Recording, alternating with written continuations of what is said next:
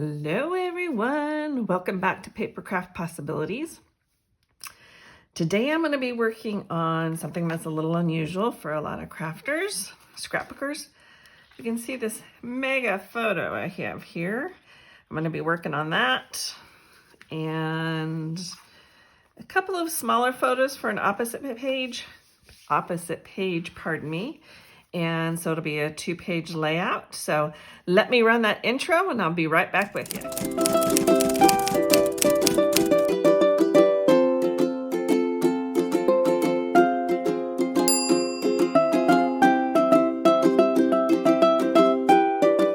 All right, we're back. And I've got my Versamats out and I'm ready to get started. But I have a quick question for any of you that might be able to help. I love these Versamats and I want to continue to recommend something that is comparable to them because they're so helpful to me. I don't believe they're any longer available at close to my heart. So if anyone has a resource for something that is just as good as these, I would appreciate it. So, you have all of your sizes up and down for 12 inches. And then on the back, they're padded, so they're perfect for just doing a simple 1 or 2 stampings. I love that for that purpose. So if anyone has any information, please share. Anyway, so today we're gonna, I'm towards the end of my Keukenhof pictures. This picture is just incredible. I love it, always will. I love the colors in it. They encouraged him. They were people that were obviously in costume there. And they encouraged my husband to sit down for a picture and they flipped his hat around and he was just laughing. So, and then right near there was a band playing. Let's see. And again, people in costume, put that up there. And, just great costuming. And here's a little bit closer up of one of the musicians and one of the purses that the woman was wearing on her waist there. And then just some more pictures around the area, including my husband, another one. So in regards to printing this picture, I believe this is 11 1/4. So, and that includes the white border. And I use a large format printer, which enables me to actually print 12 by 12 or 12 by 16 actually pictures. So it's a Canon, and I always list it down in my supplies down below because I love large pictures. And when it's a very special picture, I like to do that. And then Canon also puts out I believe it's a 13 by 16 paper. And I like the Canon luster paper. And it has a nicer finish to it. It doesn't show a lot of fingerprints. It's halfway between a matte and halfway between a glossy. So I love the luster finish. So, and I do believe, if I didn't just mention it, that paper is listed down below. So let's get started. I'm going to be using some candy apple paper and some, what was the name of it again? I think it's called Bluebird. Yeah, Bluebird. So let me get this going here. And I've gone ahead, and this is my 12 by 12 sheet, and I've cut that down to 1 inch border on all sides, so I've gutted it so I can reuse the paper, which I already have actually. You'll see that in just a moment. So that is going to go like that. So I have a very small border of the red, just enough to bring out the red in the picture. And then over here, I have the same type of border, but I'm doing a solid red here. I want to make sure it's on the darker side. All of these should be on the darker side. Yep, I had it on the wrong side. So we'll put that down in there. And that's gonna go like that. And I believe I want these pictures to come over here. And I've got these 3 photos all on one piece of white cardstock. It's the Daisy White. And I want to come in with that. And I think I was thinking about trying to do it this way. I think it get you, you get the justification as to what's going on in here. And I have a close-up of the musicians here. So there's that. Then prior to coming on to taping this, I'm going to move these aside so it's a little bit more self-explanatory. First of all, I guess I should say is I went through and did a bunch of die cutting and stamping because I knew I would be doing some pages coming up that are in these color tones. I've got a cruise that we went on that was, oops, I got something else in there too. But I went through and I did all of these die cuts and stamping and just getting enough ready so I don't have to keep going back and doing it.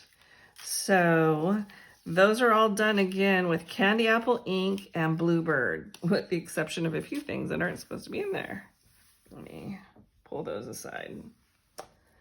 So first of all, there's that, and I'll show you what I used to do those.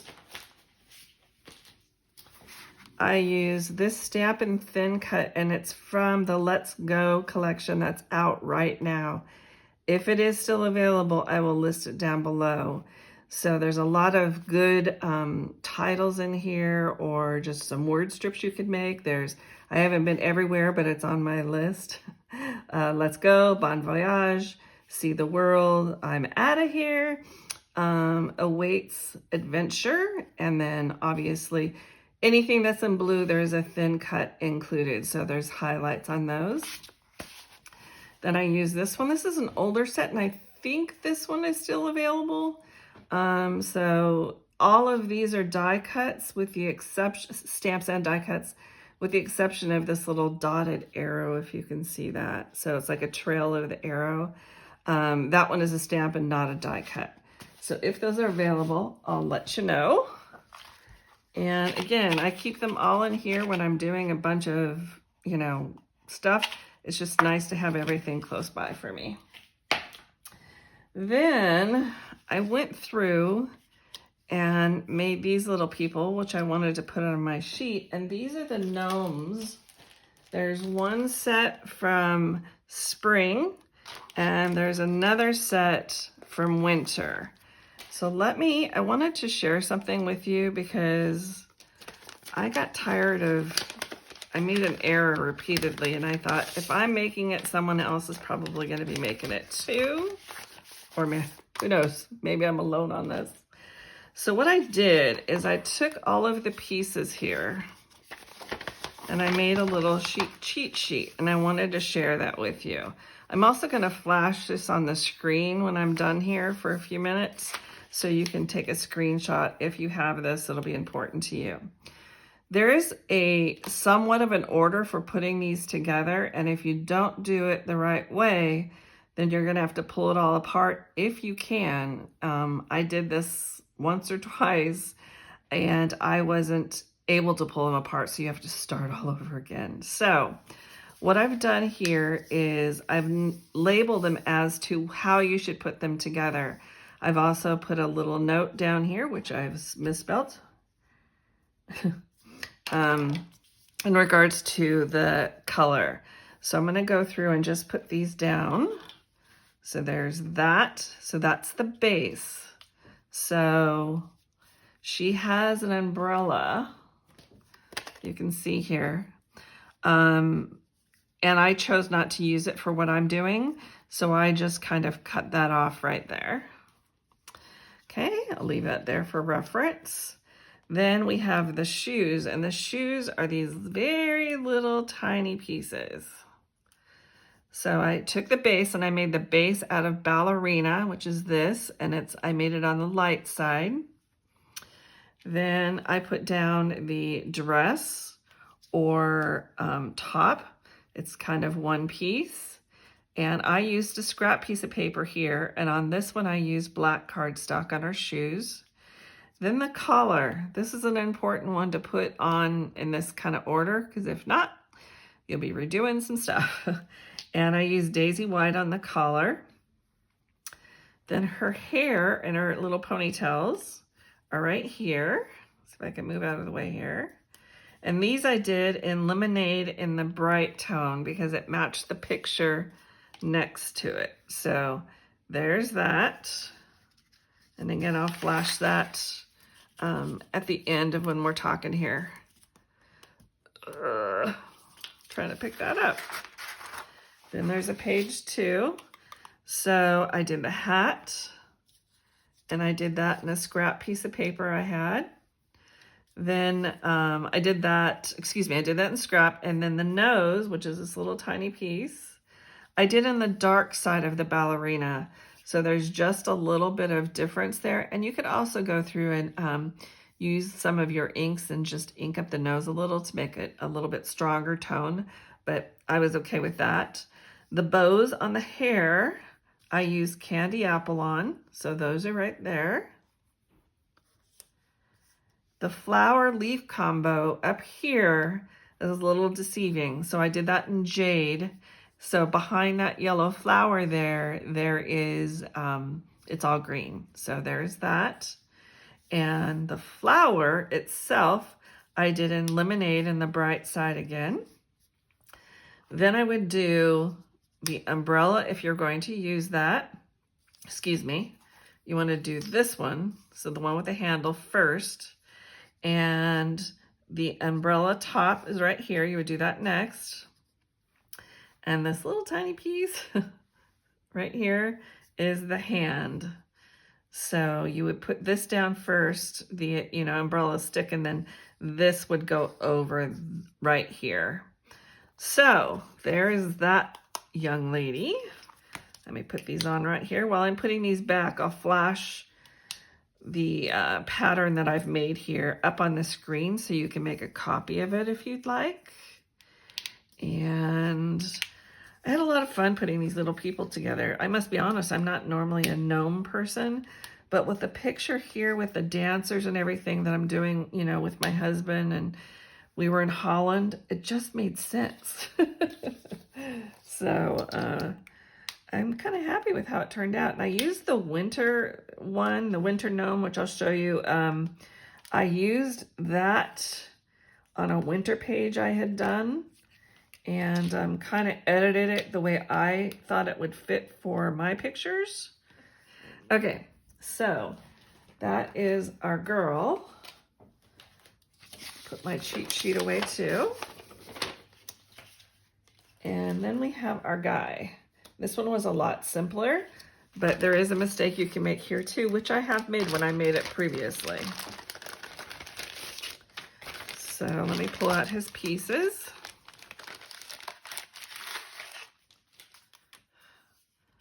I think I'm a little crooked there. Let's see. Okay.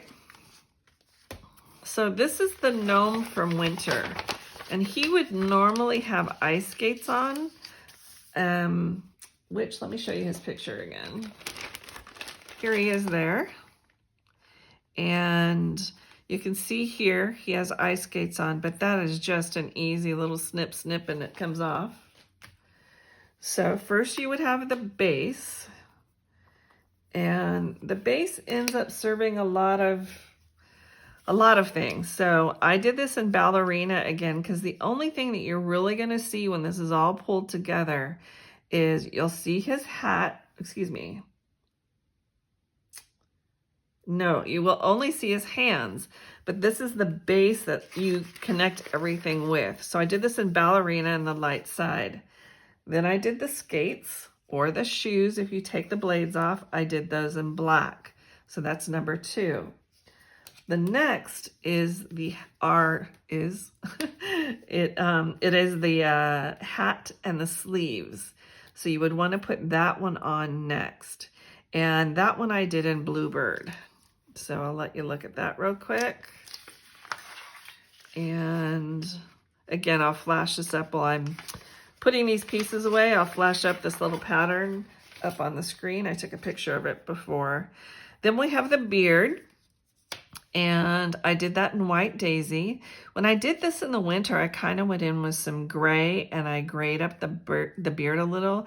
I believe I did it in the color linen when I did it. That had to hold me to it, but I believe that's what I had done. This time it just made sense to do it in just plain white. Then I came in and I did the mustache, and I did that in White Daisy also. And then here's his little nose. And his nose I did in a darker tone of the ballerina like I had done the girl. And then the mouth, it normally is just, it's blue underneath. You can see all the blue, and I just did a little hole punch, if you will, and made it out of the darker ballerina. So that's the little guy there. So let me put these pieces back together real quick. And I'll flash that pattern, what I've done, up on the screen.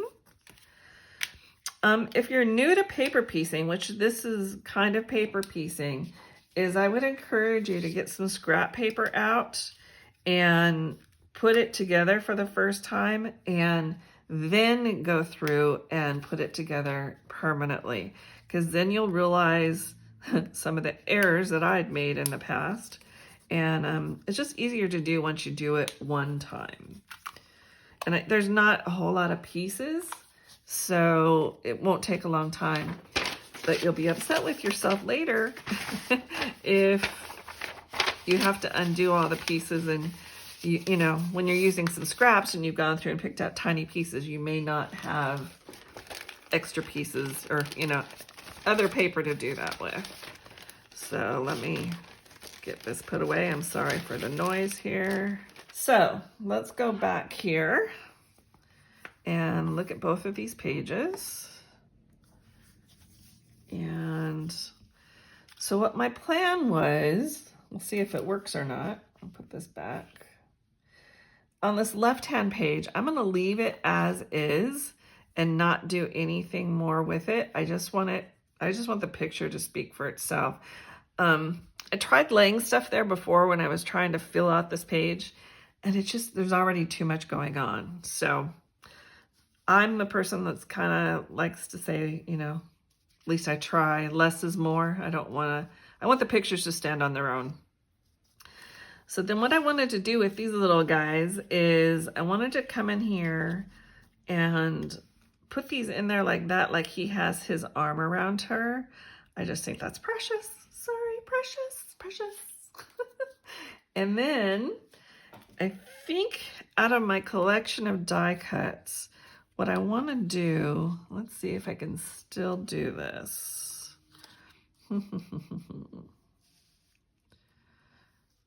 I wanted to come in here with this, like she's holding this. See if this will work. And there's this little tiny passport that I stamped and then cut out. And I want it to be like she's holding it. And here's this world globe. I like how it kind of stands out from all the red. And then, I'm not sure I'm going to be able to put all this on here. Let's see.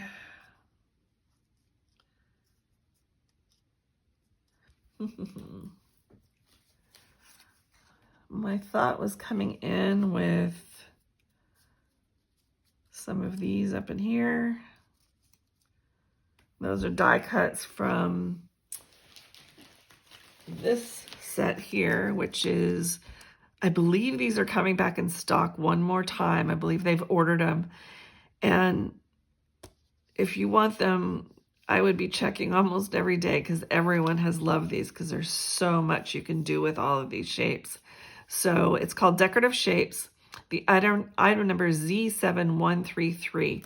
And all these thin cuts come in that set, but it's been extremely popular. So there's that. Oops, I minus one thing. Where was this one? So let me get this all glued down. I'll put you on fast forward and we'll get this going, and then we'll come back and I want to do some additions on this once I get everything taped down. So here we go.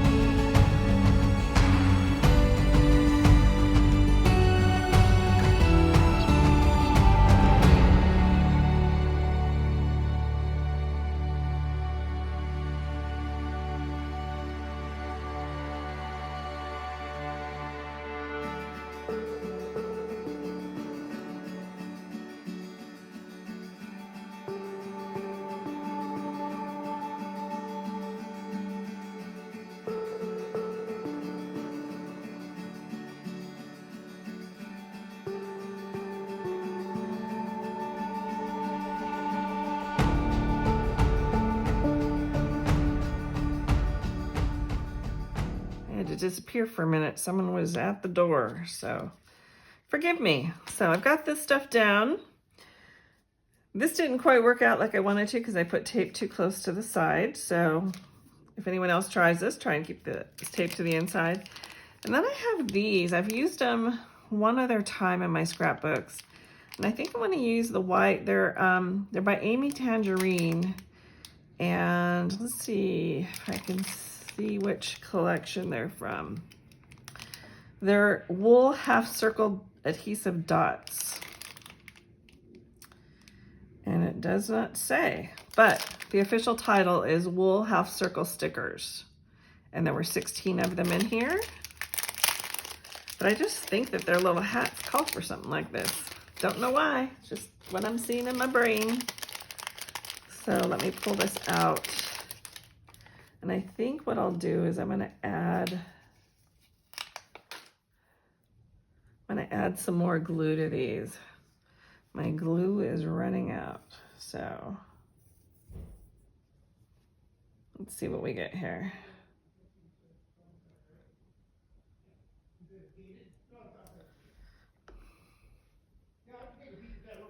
Whoa, almost dropped that one.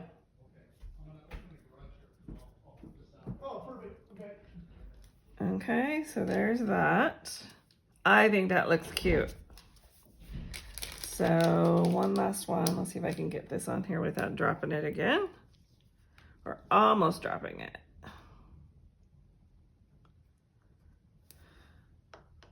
I think I'll use my tweezers on this. I'm not trusting myself right now.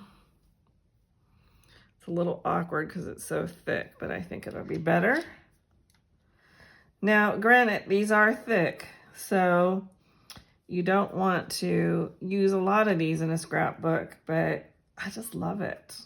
I think it's so cute, these little dots.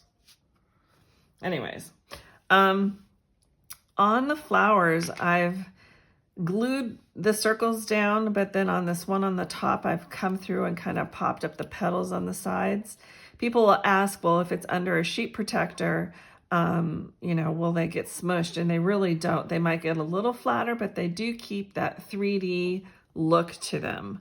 So I think we're good. And then also with these dots in here, which I hadn't thought about before, is it will then help keep the page up a little bit higher too, the sheet protector. So I think with that, I'm gonna call it a day. If I do add anything else, excuse me, you'll see it in the still shots after the video. And just a reminder to comment and subscribe. And we do a drawing once a month for a free die and thin cut. And we can get that out to you. We usually will do that drawing the first of the month. So here you go. And thanks for joining me. It means a great deal. I really do appreciate it. And have a great day. Bye-bye, everyone.